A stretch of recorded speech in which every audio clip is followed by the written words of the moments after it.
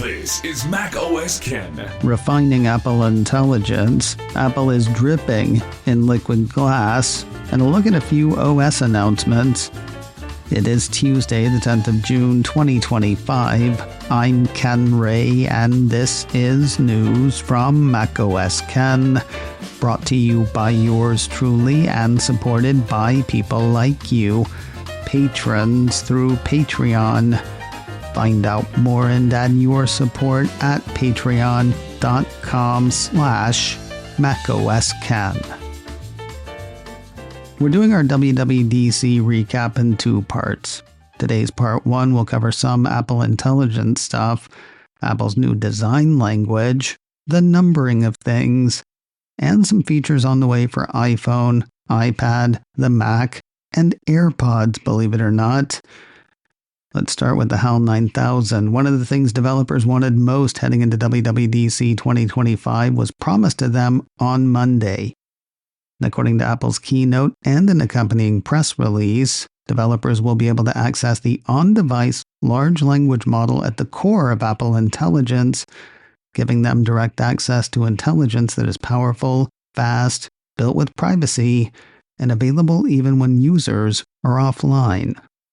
The same press release had Apple's Senior VP of Software Engineering Craig Federighi saying that the models that power Apple Intelligence are becoming more capable and efficient, and they're getting spread all over Apple's ecosystem.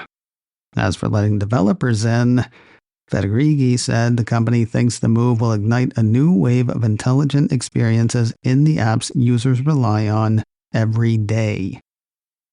Of course, what Apple had to offer itself was not too shabby. Apple Intelligence will bring a live translation function that'll be integrated into Messages, FaceTime, and the phone app that works on device, according to the company, so users' personal conversations stay personal. Visual intelligence should get better.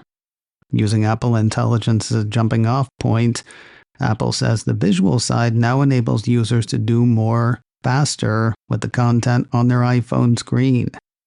Users can ask ChatGPT questions about what they're looking at on their screen to learn more, as well as search Google, Etsy, or other supported apps to find similar images and products.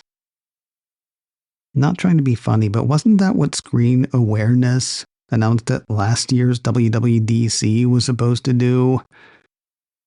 Oh, who can remember? Apple Intelligence will power Workout Buddy on Apple Watch, which we'll get to tomorrow. It'll also improve Genmoji and Image Playground, though that second one's the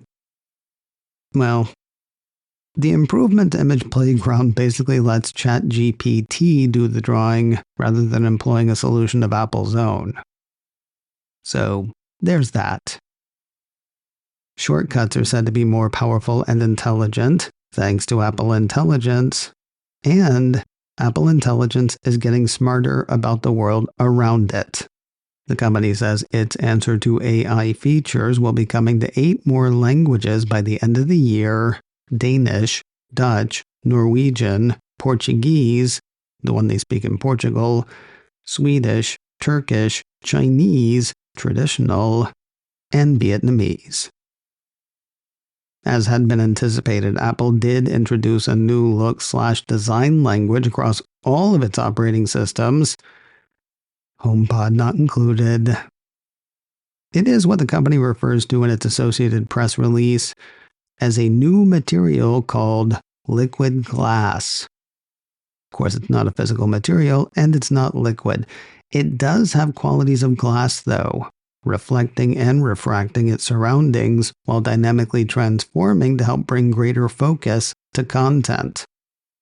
As had been rumored, the whole redesign was inspired by the depth and dimensionality of visionOS, taking advantage of recent advances in Apple's hardware, silicon, and graphics technologies. Interestingly, the liquid glass press release doesn't mention visionOS as one of the operating systems getting the treatment. Then again, being born of visionOS, maybe they thought that redundant.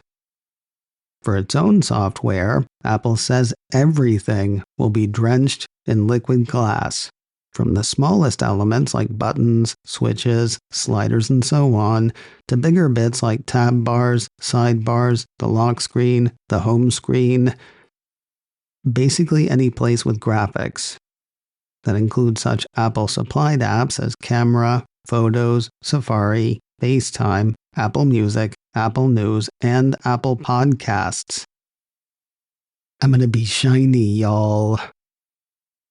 For third-party apps, Apple says developers using Swift UI, UIKit, and AppKit will have an updated set of APIs, making it easy to adapt the new design.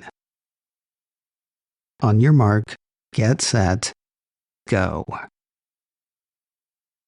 As had been rumored/leaked, Apple did update the numbering convention for its operating systems on Monday.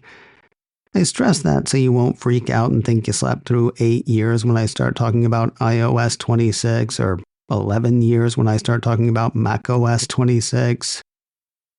There were some interesting features highlighted in iOS 26. There's live translation, mentioned earlier, and a way to put being on hold on hold. If you're sitting on hold, you can activate a feature called Hold Assist. That will sit on hold for the user, notifying the user when a live agent comes on the line. Changes for messages include a way to keep messages from unknown senders cordoned off from the rest of a user's conversations, waiting for a digital thumbs up or thumbs down from the receiver. The Messages app also brings custom backgrounds and the ability to create polls for weirdos who participate in group chats. I don't mean you, of course. I'm sure your group chats are perfectly sensible. Lyrics in Apple Music get not only lyric translation, but lyric pronunciation as well. Now, personally, I'm also curious about auto mix. Apple says that uses Apple Intelligence to transition from one song to the next like a DJ, using time stretching and beat matching to seamlessly move from one song to the next. That's going to be great for all that running I'm not doing. There are updates to Wallet and updates to Maps, and there is a whole new app as well. According to Apple's press release, Apple Games is a new app that gives players an all-in-one destination for their games. That is every game they have ever downloaded in theory, as well as gaming news, including major events and updates. That's also apparently where Apple Arcade titles will live, and may I say, about time for that one. That'll also turn up on the iPad and Mac. Have fun. The question now, will iOS 26 work on your iPhone? Probably. A piece from Ars Technica says iOS 26 will not run on 2018's iPhone XR or XS, or earlier iPhones, obviously. And of course, for the Apple Intelligence parts, you'll still need an iPhone 15 Pro or later. iPadOS 26 is getting a lot more like the Mac, a point Federighi poked fun at during the keynote. According to the iPadOS 26 press release, the new windowing system lets users fluidly resize app windows, place them exactly where they want, and open even more windows at once. Familiar window controls allow users to seamlessly close, minimize, resize, or tile their windows. With Expose, users can quickly see all their open windows spread out, helping them easily switch to the one they need. With a new menu bar, users can access the commands available in an app with a simple swipe down from the top of the display, or by moving their cursor to the top. Users can quickly find a specific feature or related tips in an app by using search in the menu bar. Additionally, developers can now customize the menu bar in their own apps. Getting a lot more Mac-like. The Preview app is making its way to iPad, giving users a dedicated app for creating a quick sketch, as well as viewing, editing, and marking up PDFs and images with Apple Pencil or by touch. Users can access all of their PDFs and images in the Files app right from Preview, create an empty page, use Apple Pencil to draw and write on it, and use autofill to quickly fill out PDF forms. Getting a lot more Mac-like. iPadOS 26 unlocks the ability to perform computationally intensive background tasks, according to Apple.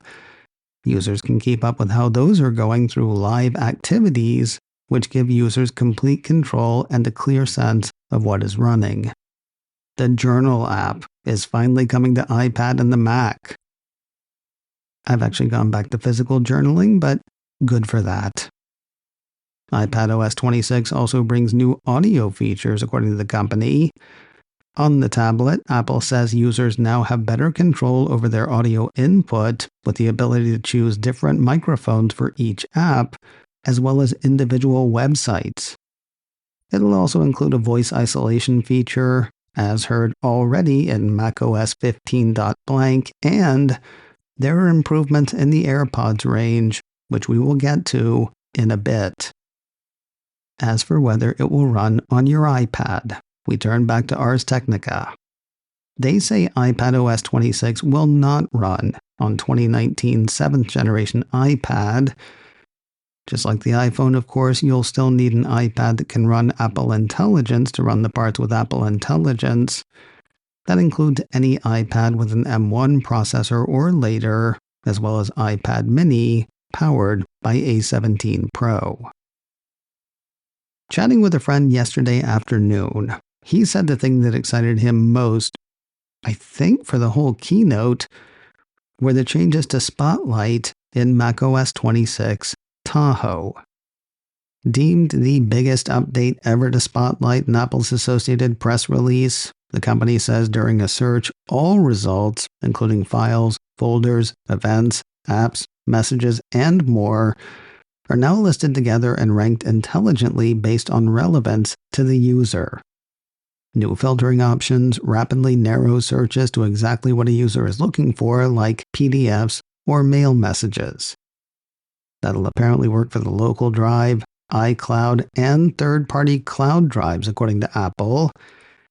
Additionally, the company says users can now take hundreds of actions directly from Spotlight, like sending an email, creating a note, or playing a podcast, without jumping between apps. The Mac will also borrow a user's phone, in a manner of speaking. The Phone app will hit the Mac thanks to continuity. It'll relay calls to and from a nearby iPhone, complete with phone app features like recents, favorites, and voicemails, as well as recent phone app updates like call screening and hold assist. Also, live activities from a user's nearby iPhone will now appear in the menu bar on their Mac so they can stay on top of things happening in real time like an upcoming ride, a flight, or live sports scores. So the iPad is getting more like a Mac, while the Mac is getting more like an iPhone. The world's funny. As for the fate of your Mac, if it is Intel-based, it may have one more year of updates, and this is it. Another piece from Ars Technica says the macOS 26 update will support just 4 Intel Macs, all released in 2019 or 2020, and it entirely drops support for all Intel versions of the MacBook Air and Mac Mini. Other models that run the current macOS 15 Sequoia release that won't support macOS Tahoe include all 15-inch MacBook Pros, all 13-inch MacBook Pros with 2 Thunderbolt ports, and the 4K and 5K versions of the 2019 iMac. Meanwhile, a piece from 9 to 5 Mac says Apple announced during the platform's State of the Union that macOS 26 Tahoe will be the last release of macOS that supports Intel. I've got an M3 MacBook Air, have had since November of last year, I think. I will say that news still kind of makes me sad. The first Apple event I ever went to was the WWDC, where Steve Jobs announced the Mac's move to Intel. Don't get me wrong, Apple Silicon is a much better way for Apple to have gone. Still kind of weird to think about. I mentioned improvements to the AirPods range. Apple did one of its short press blurbs on Monday, teasing studio-quality audio recording and camera remote functionality for the latest models in the Hearables line. Apparently AirPods 4, AirPods 4 with active noise cancellation, and AirPods Pro 2, yes! Apparently all of those will be able to record studio-quality vocals on the go and start or stop video recording from a distance with a simple press of the AirPod stem. Building on the benefits of voice isolation, AirPods users will also enjoy even clearer calls with enhanced voice quality. Apple is promoting the improvements as a boon for interviewers, podcasters, singers, and other creators, even on the go and in noisy environs, again, thanks to voice isolation. All of that is meant to work across iPhone, iPad, and Mac, while also supporting the camera app, voice memos, dictation and messages, video conferencing apps like WebEx, and compatible third-party camera apps. Coming soon, or as soon as iOS, iPadOS, and macOS 26 make the scene, which of course they have for developers. Members of Apple's developer community get to play with all of the announced operating systems and the better AirPods functions now. Public betas will start rolling in July. Official releases are due out in the fall. So my day ended up having a few interruptions. Nothing terrible, but time-consuming. We'll pick up tomorrow with truly exciting features for watchOS, tvOS, and visionOS. Okay, exciting features for watchOS and visionOS, and new features for tvOS. We'll also see whether Wall Street was wowed, and see what we can see in other Apple news. macOS Ken, brought to you by me, and supported by people like you, patrons through Patreon. Find out more and add your support at patreon.com/macOSken.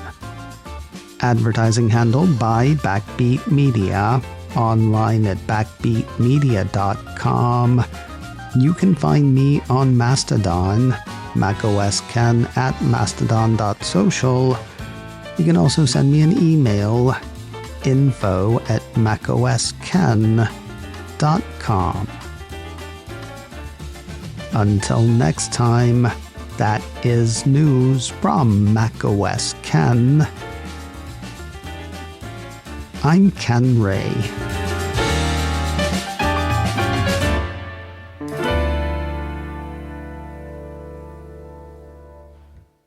I'm gonna be shiny, y'all.